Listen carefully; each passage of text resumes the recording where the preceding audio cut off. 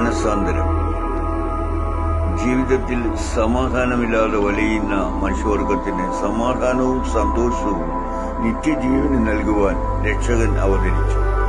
അധ്വാനിക്കുന്നവരും ഭാരം ചുമക്കുന്നവരുമേ, നിങ്ങൾ എന്റെ അടുക്കൽ വരുവീൻ, ഞാൻ നിങ്ങളെ ആശ്വസിപ്പിക്കാം എന്ന് രക്ഷകൻ എല്ലാവരെയും ക്ഷണിക്കുന്നു. നിങ്ങൾ ചെയ്യേണ്ടതൊന്നു മാത്രം, നിങ്ങളുടെ സകലവിധ പ്രശ്നങ്ങളും പരിഹരിച്ച് സമാധാനവും സന്തോഷവും നിത്യജീവനിൽ ലഭിക്കുവാൻ നിങ്ങൾ മാനസാന്തരപ്പെട്ട് സുവിശേഷത്തിൽ വിശ്വസിക്കണം. പാപിയായ മനുഷ്യനെ രക്ഷിക്കുവാൻ ദൈവം മനുഷ്യനായി അവതരിച്ചു. ഇതാണ് സുവിശേഷം, അല്ലെങ്കിൽ സുവാർത്ത. മറ്റൊരർത്ഥത്തിൽ പറഞ്ഞാൽ, മനുഷ്യനെ നഷ്ടപ്പെട്ട പർദീസ സൗജന്യമായി തിരികെ ലഭിക്കുന്നു എന്നുള്ള ഒരു അറിയിപ്പാണ് സുവാർത്ത, അല്ലെങ്കിൽ സുവിശേഷം. ദൈവം സൃഷ്ടിയായ മനുഷ്യൻ ദൈവകൽപ്പന ലംഘിച്ച് പാപിയായി തീർന്നതിനാൽ ദൈവവുമായുള്ള ബന്ധം വിച്ഛേദിക്കപ്പെട്ടു. പാപത്തിന് ദൈവം കൊടുത്ത ശമ്പളമാണ് മരണം. ലോകത്തിൽ മരണം വരെ ഏതൊരാൾക്കും കഷ്ടവും ദുഃഖവും അരിഷ്ടതയും ഉണ്ടാകും. ഈ ദുസ്ഥിതിയിൽ മനുഷ്യനെ സഹായിക്കാൻ മതങ്ങൾ മുന്നോട്ട് വന്നു. മതമെന്നാൽ അഭിപ്രായം. മനുഷ്യൻ ദൈവത്തിൽ നിന്ന് അകലപ്പെട്ടതാണ് ഈ ദുസ്ഥിതിക്ക് കാരണം എന്ന് മനസ്സിലാക്കിയ മതങ്ങൾ ദൈവപ്രസാദത്തിനായി പല മാർഗങ്ങളും അണികളെ പഠിപ്പിച്ചു.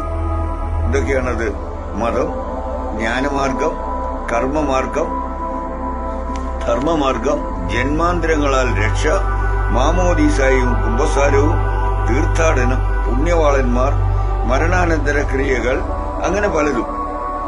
എന്നാൽ ഇവയൊന്നും തന്നെ ദൈവപ്രസാദത്തിനോ രക്ഷയ്ക്കോ പ്രയോജനപ്പെടുന്നില്ല. കാരണം സകല മനുഷ്യരും പാപത്തിൽ പിറന്നവരാകിയാൽ പാപികളുടെ പ്രാർത്ഥന ദൈവം കേൾക്കുന്നില്ല. അങ്ങനെയെങ്കിൽ ദൈവത്തെ പ്രസാദിപ്പിക്കാൻ എന്ത് ചെയ്യണം എന്നാണ്? ദൈവഭക്തനായിരുന്ന് അവന്റെ ഇഷ്ടം ചെയ്യുന്നവരുടെ പ്രാർത്ഥന ദൈവം കേൾക്കുന്നു. എന്താണ് ദൈവ ഇഷ്ടം? അവൻ അയച്ചവനിൽ വിശ്വസിക്കുകയാണ് ദൈവ ഇഷ്ടം. എങ്കിൽ ആരെയാണ് അയച്ചത്? ഒരു രക്ഷകനെ, അല്ലെങ്കിൽ യേശുക്രിസ്തുവിനെ.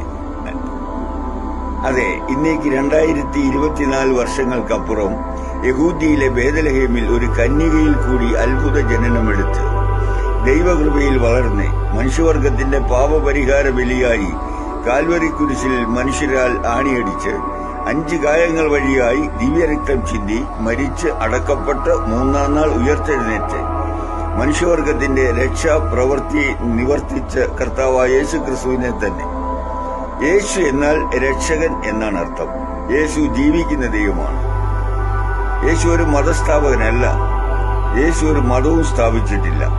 ക്രിസ്തുമത സ്ഥാപകൻ യേശു അല്ല. യേശു സ്ഥാപിച്ചത് ക്രിസ്തു മതമല്ല, ക്രിസ്തു സഭയാണ്. സഭ എന്നാൽ രക്ഷിക്കപ്പെട്ടവരുടെ, അല്ലെങ്കിൽ മാനസാന്തരപ്പെട്ടവരുടെ കൂട്ടം. യേശു മനുഷ്യനായി പിറന്നത് പാപികളെ രക്ഷിക്കാനാണ്. അവൻ തന്റെ ജനത്തെ തങ്ങളുടെ പാപങ്ങളിൽ നിന്ന് രക്ഷിക്കാനുള്ളതുകൊണ്ട് അവന് യേശു എന്ന് പേരിടണം എന്നാണ് തിരുവചനം അറിയിക്കുന്നത്. രക്ഷയ്ക്ക് പല മാർഗങ്ങളുണ്ടെന്ന് ചിലർക്ക് തോന്നിയാലും ലോകത്തിലെ ഏതൊരാധികാരിക രേഖകളിലും യേശുവെ കൂടാതെ പാപപരിഹാരം ലഭിക്കുന്നു എന്ന് അവകാശപ്പെടുന്നില്ല. തന്റെ ഏകജാതനായി പുത്രനിൽ വിശ്വസിക്കുന്ന ഏവനും നശിച്ചു പോകാതെ നിത്യജീവൻ പ്രാപിക്കേണ്ടതിന് ദൈവം അവനെ നൽകുവാൻ തക്കവണ്ണം ലോകത്തെ സ്നേഹിച്ചു എന്ന് പറഞ്ഞു കഴിഞ്ഞാൽ യേശു കർത്താവിനെ ലോകത്തിലേക്ക് അയച്ചു. ലോകത്തിൽ സംഭവിക്കാനുള്ളതിനെക്കുറിച്ച് ദൈവം തന്റെ പ്രവാചകന്മാരിൽ കൂടി മുന്നറിയിപ്പ് തന്നിട്ടുണ്ട്. അതാണ് തിരുവചനം. ചൂള പോലെ കത്തുന്ന ഒരു ദിവസം വരും. അന്ന് അഹങ്കാരികളൊക്കെയും സകല ദുഷ്പ്രവർത്തിക്കാരും താളടിയാകും. വരുവാനുള്ള ആ ദിവസം വേരും കൊമ്പും ശേഷിപ്പിക്കാതെ അവരെ ദഹിപ്പിച്ചു കളയും എന്ന് സൈന്യങ്ങളുടെ യഹോവ അരുളി ചെയ്യുന്നു. പ്രിയ സഹോദരങ്ങളെ, സഹോദരങ്ങളെ, ഈ സന്ദേശം കേൾക്കുന്ന താങ്കൾ ആരുമാകട്ടെ, ഏത് മതവിശ്വാസിയുമാകട്ടെ, സമൂഹത്തിൽ നിങ്ങളുടെ വിലയും നിലയും എന്തുമാകട്ടെ, മാനസാന്തരപ്പെടുക. ലോകത്തിൽ സംഭവിക്കാൻ പോകുന്ന വലിയ കെടുതിയിൽ നിന്നും പാപത്തിൽ നിന്നും മോചനം നേടുവാൻ, നിത്യജീവൻ ലഭിക്കുവാൻ ദൈവം ഒരുക്കിയ രക്ഷാ മാർഗമാണ് യേശുക്രിസ്തുവിന്റെ രക്ഷണ്യ പ്രവൃത്തിയായ പരമയാഗം. അതിൽ വിശ്വസിച്ച് രക്ഷ പ്രാപിക്കുക. പാപം മൂലം ദൈവത്തോടാകുന്ന മനുഷ്യനെ പാപം നീക്കി ദൈവത്തോട് അടുപ്പിക്കുവാൻ ഒരു പാപമില്ലാത്ത മധ്യസ്ഥൻ വേണം. അതാണ് യേശുക്രിസ്തു. രക്തം ചിന്താതെ വിമോചനമില്ല എന്ന ദിവ്യവ്യവസ്ഥയ്ക്ക് യേശു രക്തം ചിന്തി. യേശുവിന്റെ രക്തം സകല പാപവും പോക്കി നമ്മെ ശുദ്ധീകരിക്കുന്നു എന്നാണ് തിരുവചനം എഴുതിയിരിക്കുന്നത്. യേശു പറഞ്ഞു, ഞാൻ തന്നെ വഴിയും സത്യവും ജീവനുമാകുന്നു. ഞാൻ മുഖാന്തരമല്ലാതെ ആരും പിതാവിന്റെ സന്നിധിയിൽ പോകുന്നില്ല. നിത്യജീവൻ സൗജന്യമാണ്.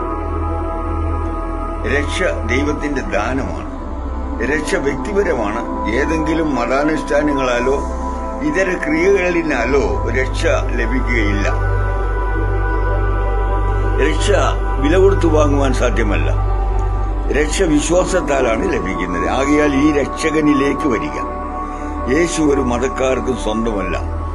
സർവ്വ മനുഷ്യർക്കുമുള്ള രക്ഷാമാർഗമാണ് യേശു. യേശു പാപികളെ സ്നേഹിക്കുന്നു, എന്നാൽ പാപത്തെ വെറുക്കുന്നു. പാപോ പാപകർമ്മോഹം പാപാത്മാ പാപസംഭവ. ഞാൻ പാപത്തിൽ പിറന്നവനും പാപകർമ്മങ്ങൾ ചെയ്യുന്നവനും ആകുന്നു. ഹൈന്ദവ വേദത്തിൽ പാപിയുടെ പാപം പരിഹരിക്കുന്നതിന് എങ്ങനെയെന്ന് വ്യക്തമായ മാർഗനിർദ്ദേശമില്ല. എന്നാൽ യജ്ഞോഹി ശ്രേഷ്ഠത ഉപേമ, യാഗമാണ് പാപമോചനത്തിനുള്ള ഏകമാർഗം എന്ന സാരസത്ത പ്രഖ്യാപിച്ചിട്ടുണ്ട്. സാമവേദം ജ്ഞാനനിഷ്ഠോ വിരക്തോ ഭി ധർമ്മജ്ഞോ വിജിതേന്ദ്രിയ വിനാദേവോ ഭി യാഗേന മോക്ഷം ലഭതേ വിധി. അർത്ഥം, യാതൊരു വ്യക്തി ജ്ഞാനിയായാലും ലോകത്തോട് വിരക്തിയുള്ളവനായാലും ദേവനായാലും യാഗം കൂടാതെ മോക്ഷം പ്രാപിക്കുകയില്ല എന്ന് പറഞ്ഞിരിക്കുന്നു. അതെ, വേദങ്ങളുടെ യാഗങ്ങളുടെ പൊരുൾ ക്രിസ്തുവിൽ നിറവേറി. ഇനിമേൽ പാപങ്ങൾക്ക് വേണ്ടി ഒരു യാഗവും ആവശ്യമില്ല. യേശുവിനെ കൊല്ലുവാനോ തന്റെ ദൈവത്വത്തിൽ മരിക്കാനോ സാധ്യമല്ല. യേശു മരിക്കുന്നില്ല എങ്കിൽ മനുഷ്യവർഗത്തിന് പാപത്തിന് പരിഹാരം ഉണ്ടാകുകയില്ല. എന്നാൽ മനുഷ്യാവതാരമെടുത്ത യേശു അതിനായി മരണത്തിനെ സ്വയം ഏൽപ്പിച്ചു കൊടുത്തതാണ്.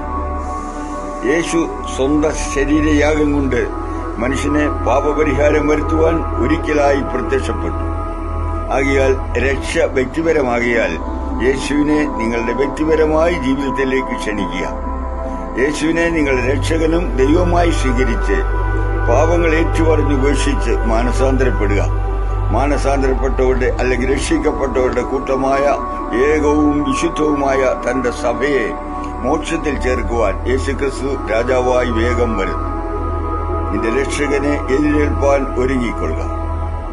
ദൈവമായ കർത്താവ് നിങ്ങളെവരെയും സഹായിക്കട്ടെ.